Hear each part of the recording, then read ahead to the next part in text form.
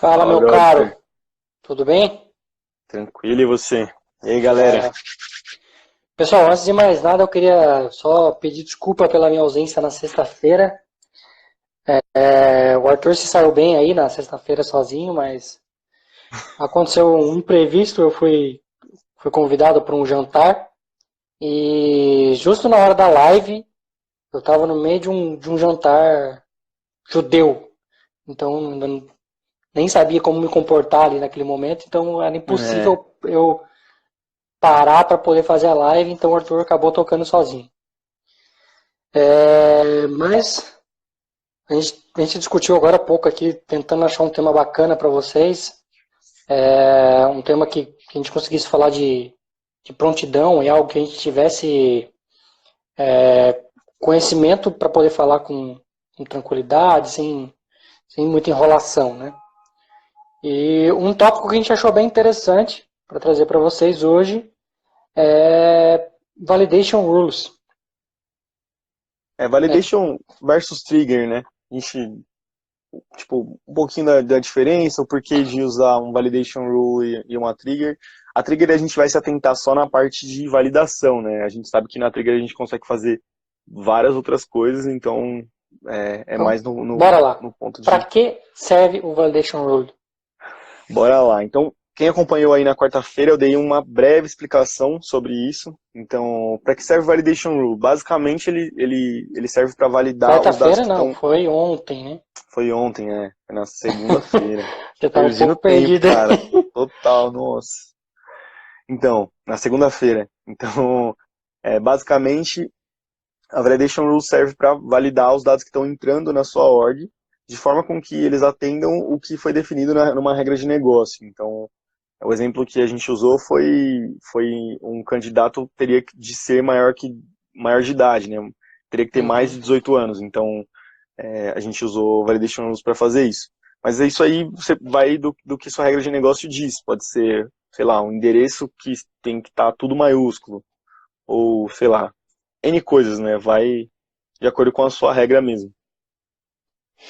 O Validation Rules ele tem um poder vamos dizer, de customização muito grande, porque ele é praticamente uma expressão de fórmula, né? Uhum. Assim como você consegue usar todo o poder do campo fórmula para criar maneiras de exibir o dado para você, você consegue usar praticamente tudo também para criar regras de validações. Então você tem condições AND, você tem condições IF, você tem condições de isblank e algumas exclusivas, inclusive, que você não tem no campo fórmula, né? Uhum. Como, por exemplo, o isNew ou o, o prior, que ele pega o valor anterior do registro do campo que você está mudando. Sim. Então, você consegue fazer regrinhas do tipo, se o valor anterior era isso, esse valor atual tem que ser isso, ou não pode ser isso, né? Então, Fazer você uma consegue criar checklist que algum, seja. uma checklist que seja linear. Então, você Ah, consegue colocar uma série de configurações ali que são exclusivas é, da regra de validação, embora ela tenha a mesma expressão, vamos dizer assim, a mesma sintaxe de um campo fórmula. Então, quem sabe fazer campo fórmula vai conseguir fazer uma regra de validação facilmente e vice-versa. Né? é isso aí. É uma expressão que todo administrador acaba, hora ou outra, tendo que mexer e tendo que entender. Eu já vi administradores com alguns anos de experiência e tinha dificuldade com isso. Então, para quem não programa, para a gente que programa, para a gente que é desenvolvedor, criar campo fórmula, criar regra de validação, cara, é uma mão com açúcar, é muito fácil, entendeu? Sim. Agora, para quem não programa, para quem está entrando no mundo do Salesforce, com certeza eu poderia dizer que é a parte mais difícil. Porque você tem que ter uma lógica, você tem que entender como é que funciona algumas expressões de programação. Você tem que entender o que é um if, você tem que entender o que é um isBlank, você tem algumas coisas ali, o que tem que entender o que é um or, o que é um end. Então É. isso, no começo, não é o fim do mundo, tá? Eu acho que qualquer um tem total capacidade para entender o que é isso. A documentação do próprio Salesforce ajuda muito, né? Ele, Muito. quando você passa pelas funções ali, ele te dá um overview do que é cada um, quais são os parâmetros que tem que passar em cada um. Então, eu acho que ajuda muito você entender, ler um pouco da documentação. E é um negócio que você vai pegar com o tempo. Assim, a gente até Sim, falou, o Arthur até falou, né? Muitas expressões que tem, que vem muito, que já vem muito pronto do programação, né? Então a validação não deixa de ser um pouco de programação ali, a uhum. grosso modo, tá?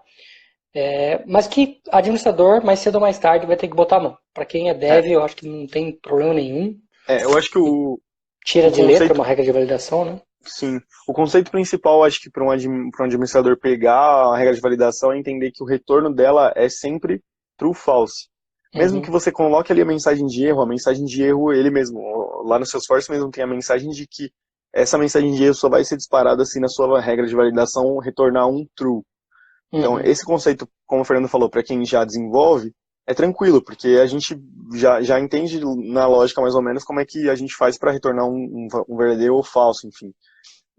Mas para quem é administrador e está entrando nesse mundo agora, de entender essa lógica, de fazer essa regra de validação, o principal é isso. Então, se você conseguir fazer uma função e entender que aquilo ali, aquela função retorna um verdadeiro ou falso, eu acho que já daí em diante é questão fuçar ali nas funções de acordo com a sua necessidade, né?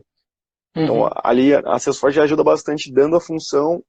Se você jogar ali na documentação essa função que existe ali, ele vai com certeza te dar uns exemplos. E aí, com o auxílio do próprio Validation Rule, ali você consegue setar a função e colocar lá as variáveis, os campos que você vai usar e tira de letra sem problema. uhum. É, Agora, por que não usar a trigger para uma validação, Fernando? não, na verdade, acho que a questão é por que usar trigger, né? Por Boa. que usar trigger e não uma regra de validação? Acho que esse é o ponto que a gente sempre tem que olhar, porque usar uma trigger para uma validação simples, eu acho que é um desperdício de processamento, é um desperdício de recurso nativo. Uma trigger você tem que ter cobertura de classe, de teste, você tem que criar um pacote para mandar para produção, sendo que uma regra de validação você consegue simplesmente ativar, desativar, você consegue editar facilmente, né? Então, Uhum. veja, não estou dizendo que você tem que editar em produção, estou dizendo que você pode facilmente desativar ela de produção, embora você possa editar ela em produção. Né? Boa. Agora, a trigger, não, você não consegue editar uma classe do Apex em produção. A trigger ela vai ser 100% código mesmo, né? Aí você vai depender de um developer ou de um skill de developer para poder criar.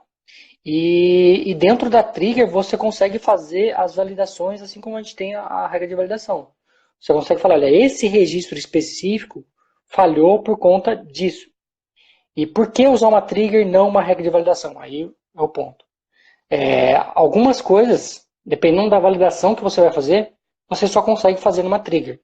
Exemplo, vamos supor que você quer que quando você salvar um endereço, ele valide se o CEP é válido ou não numa base do correio e fale para você, olha, o CEP que você falou não existe.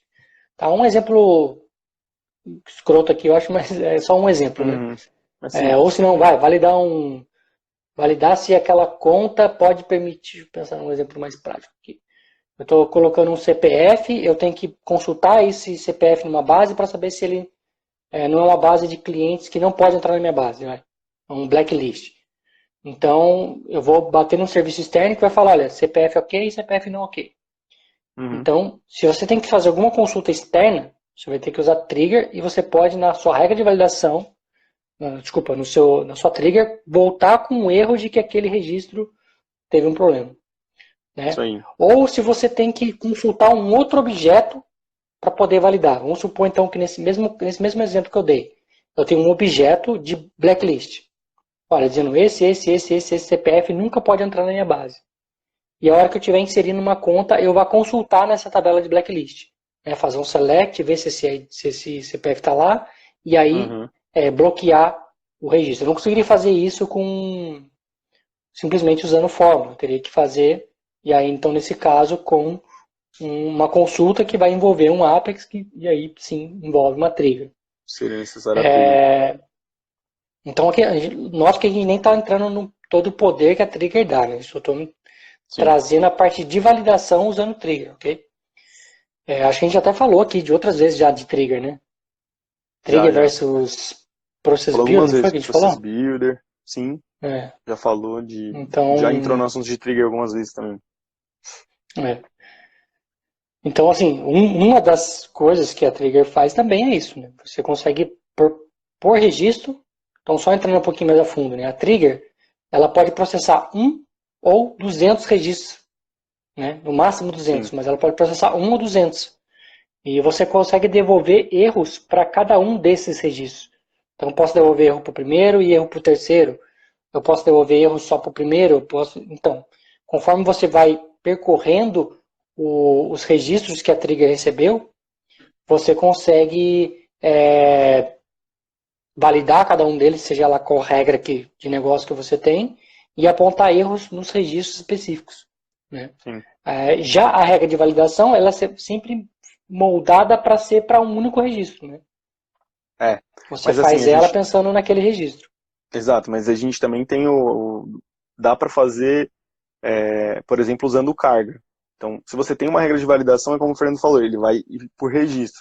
Na carga, você vai ter um erro de que aquele registro deu erro, por conta de alguma regra de Para validação. cada registro ele vai validar É, aquela regra de ele não traz validação. ele não traz o erro específico, como o Fernando falou. Por exemplo, numa trigger você consegue trazer um erro específico, dependendo de como você tratou a trigger, e saber exatamente qual é o ponto em que está faltando. Numa carga de, sei lá, 50 mil registros, vamos supor que dois deles, no meio desses 50 mil, deram erro. Você vai saber quais são os registros lá no documento que é te dado quando você importa. Uhum. Mas você vai saber que deu um erro de validação, não qual erro de validação. Provavelmente vai falar É, que não aceita o valor. se você fizer uma carga por data loader, na hora que você exporta o resultado, ele te dá o erro, né? Ele vai falar É. qual foi o erro do que ocorreu. Ele fala que foi Se um erro de você. validação, né? Não Uhum. especificamente o porquê. É. Então, a minha dica é evite usar trigger se for uma validação Sempre. simples, né? Sim. A gente bate muito nessa tecla aqui e eu acho que vale muito a pena a gente bater muito nessa tecla. A gente vê muito disso no mercado afora aí, de pessoas que resolvem codificar soluções out of the box, então não vale a pena. Por mais que seja simples, você colocar um add error na sua trigger e apontar um erro, é muito mais vantajoso você ter isso numa regra de validação do que você ter uma validação simples numa trigger. Sim. Pensando em que amanhã você consegue facilmente desativar, pensando que amanhã qualquer administrador consegue dar manutenção nisso. Então, se alguma regra mudar, se alguma variávelzinha, variável não, vamos citar um outro exemplo aqui, se algum aspecto da sua regra de Da regra. negócio mudar, né, você consegue facilmente editar isso, essa regra de validação e está pronto. Agora, Né? só se depender do developer para olhar o código, para entender o que está acontecendo, para mudar a regra, para aí sim gerar um pacote. Ih, deu erro Sim. na cobertura de teste. Faz a cobertura de teste, envia o pacote, implanta e funciona. Uma solução que você conseguiria resolver em poucos minutos, talvez você demore horas, né? Sim. Se não dias. É. Toda e qualquer solução que envolve dev já demora duas vezes mais, pelo menos. Só pelo Sim. ponto de fazer a classe de teste, entender o que está acontecendo antes. Então, Uhum. só aí já vai muito mais tempo. Então, a gente consegue usar até o exemplo da regra de validação que a gente criou. Vamos supor que amanhã aceite candidatos com, sei lá, 15 anos. A gente troca o número 18 para o número 15 e tá feita a regra. Uhum. Agora, se tiver que entrar no código, aí vai ter que ir lá na trigger e ver onde está acontecendo o 18 e mudar esse número, e aí vai ver se entra na classe de teste, enfim. Só um exemplo. Claro que é uma mudança bem simples, mas é um exemplo que dá pra gente ter uma ideia legal. Então, Nesse caso ainda, desse exemplo que você deu, né? Se a gente colocar, por exemplo, como premissa que essa idade mínima estaria em vários lugares do sistema, Uhum. a gente poderia usar um custom metadata e colocar essa informação dentro desse custom metadata e trocar simplesmente esse custom metadata. E Uhum. aí refletir em vários lugares do sistema. Então, se a idade mínima fosse usada numa regra de validação, fosse usada num componente do Lightning, se ela fosse usada num Apex, e ao invés de você ficar alterando, né, em todos esses lugares, a gente poderia ter colocado num custom metadata e atualizar simplesmente um lugar. Sim, Né? Então, essa também é mais uma das facilidades aí. isso aí. Mais algum O que ponto? mais que a gente tem, cara? Não, acho que é isso aí. O recado tá dado. Ah, O na Carlos falou verdade, aqui que o Validation 1 é considerado parte do Automation. Boa, é isso aí. isso mesmo.